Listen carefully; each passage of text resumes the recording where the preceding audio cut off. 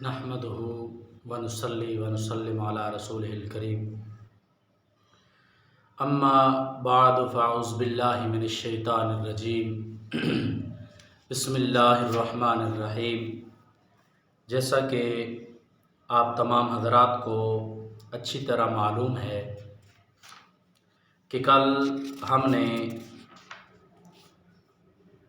جو وضو کی فضیلت کے بارے میں سبق پڑھا ہے، دعا ہے کہ اللہ تبارک و تعالی ہم سب کو عمل کرنے کی توفیق عظیم عطا فرمائے۔ آج کے سبق میں ہم غسل کے فرائض اور غسل کے مسائل اور غسل کی سنتیں پڑھیں گے۔ تو سب سے پہلے میں یہ عرض کروں گا کہ غسل کے جو فرائض ہیں، غسل کا سب سے پہلا جو فرض ہے وہ یہ ہے کہ منہ کے اندر پانی ڈالنا، یعنی کہ کلی کرنا۔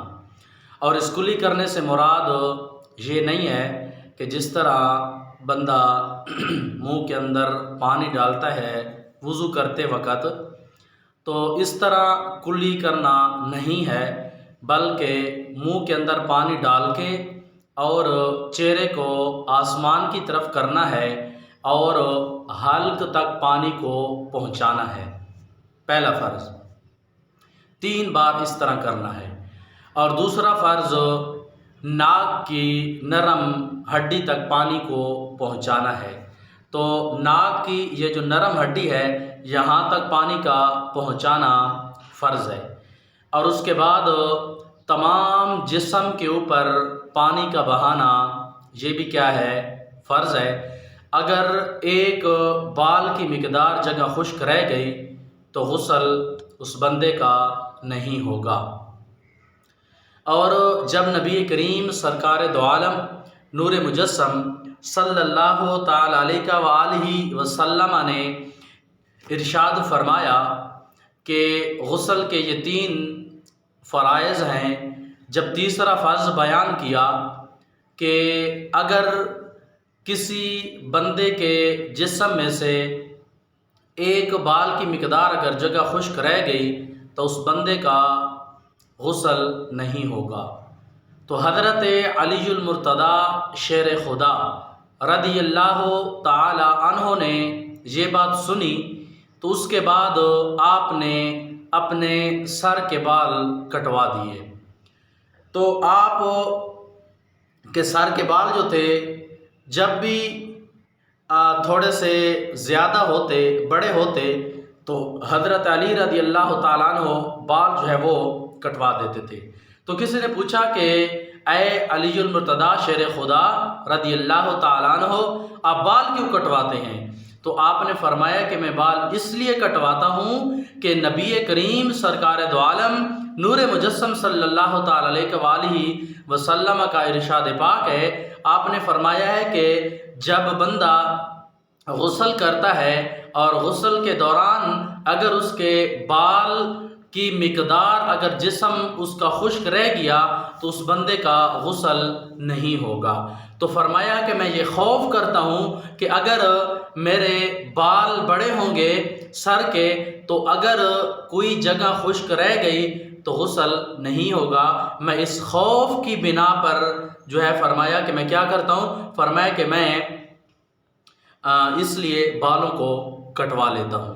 اور اس کے بعد یہ جو غسل ہے، اس غسل کے مسائل مختلف ہیں، لیکن جب بندہ غسل کر رہا ہو تو غسل کرتے وقت اگر اس کی دانتوں کے جڑوں یا کوئی ایسی جگہ ہے، مطلب کہ دانت جو ہیں دانتوں کے بیچ میں اگر کوئی گوشت وغیرہ یا کوئی ایسی چیز ہے کہ جس سے پانی نہیں پہنچتا، تو اس کے بارے میں فقہا فرماتے ہیں کہ اگر اس کی جو دانت ہیں دانتوں کے درمیان اگر گوشت یا کوئی ایسی چیز ہے موجود کہ جب وہ منہ کے اندر پانی ڈالتا ہے کیا پانی سرایت کرتا ہے یا نہیں کرتا؟ 2 صورتیں ہیں۔ اگر پانی سرایت کر جاتا ہے تو فرمایا کہ اس بندے کا غسل ہو جاتا ہے۔ اگر اس نے منہ کے اندر پانی ڈالا ہے اور دانتوں کے اوپر وہ گوشت اتنا چڑھا ہوا ہے کہ دانت جو ہیں اس تک پانی نہیں پہنچتا، تو فرمایا کہ اس حالت میں اس بندے کا غسل نہیں ہوگا۔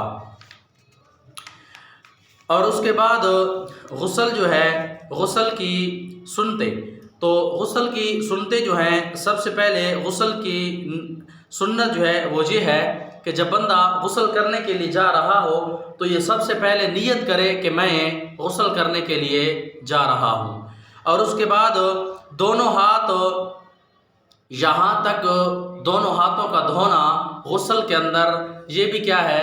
سنت ہے۔ جب غسل بندے کے اوپر واجب ہو جاتا ہے تو بندے کے اوپر جب غسل واجب ہوا تو اس غسل واجب ہونے کے بعد وہ سب سے پہلے ہاتھ کو دھوئے، نیت کرے اور ہاتھوں کو دھوئے، اور اس کے بعد استنجے کی جگہ کو دھوئے۔ کیا مطلب کہ جس طرح وضو کرتے ہیں، وضو کرنے سے پہلے بندہ استنجا وغیرہ کرتا ہے تو اسی طرح وہ کیا کرے؟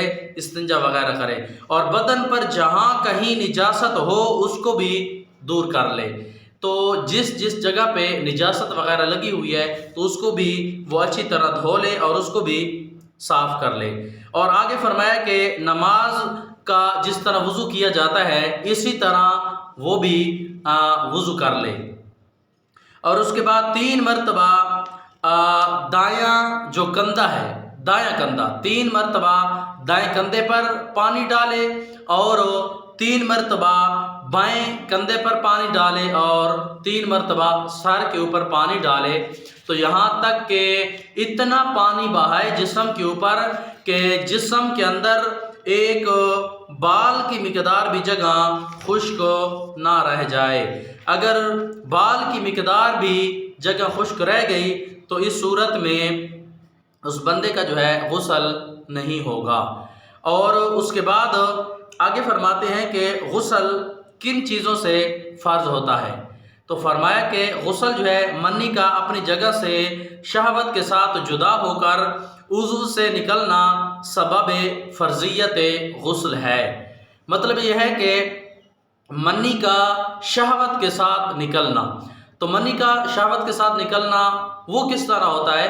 تو فقہا فرماتے ہیں کہ شہوت کے ساتھ منی کا نکلنا اس طرح ہوتا ہے کہ جب منی کا خروج ہو تو آلہ تناسل جو ہے اس کے اندر منی کے خارج ہونے کے بعد آلہ تناسل کے اندر ڈھیلا پن آ جائے تو یوں سمجھا جائے گا کہ یہ منی ہے اور اس سے غسل جو ہے واجب ہو گیا ہے۔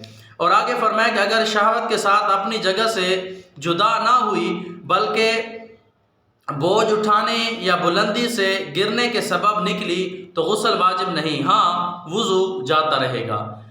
اب یہ کہا ہے کہ اگر کسی بندے نے کوئی وزن وغیرہ اٹھایا ہے شہوت سے نہیں، بلکہ اس بندے نے کوئی جو ہے نا بوجھ اٹھایا ہے یا کوئی چڑھائی کے اوپر چڑھا ہے، بلندی کے اوپر چڑھا ہے تو منی کا خروج ہو گیا ہے، تو فرمایا کہ اس صورت میں اس بندے کا اگر وضو تھا تو وضو جاتا رہے گا، اگر اس کا وضو تھا تو وہ جاتا رہے گا، لیکن اس کا جو غسل کا واجب ہونے کا جو مسئلہ ہے غسل واجب اس صورت میں نہیں ہوتا۔ اور آگے فرمایا کہ اگر منی پتلی پڑ گئی کہ پیشاب کے وقت یا ویسے ہی کچھ قطرے بلا شہوت نکل آئے تو غسل واجب نہیں، البتہ وضو ٹوٹ جائے گا۔ جو چھوٹے پیشاب کے بعد قطرے آتے ہیں ان کو کہتے ہیں ودی، تو اس سے بھی غسل واجب نہیں ہوتا۔ اور جب بندہ اپنی بیوی کے ساتھ ہم بستر ہوتا ہے تو اس وقت جو چند قطرے وغیرہ نکلتے ہیں تو اس کے بارے میں بھی فقہا یہی فرماتے ہیں کہ وہ جو پانی نکلتا ہے اس پانی کو منی نہیں کہتے بلکہ اس پانی کو مزی کہتے ہیں، تو اس مزی کے نکلنے سے بھی غسل بندے کے اوپر واجب نہیں ہوتا۔ غسل واجب اس وقت ہوتا ہے کہ جب آلہ تناسل سے منی کا خروج ہو۔ دعا ہے کہ اللہ تبارک و تعالی ہم سب کو عمل کرنے کی توفیق عطا فرمائے۔ وما توفیقی الا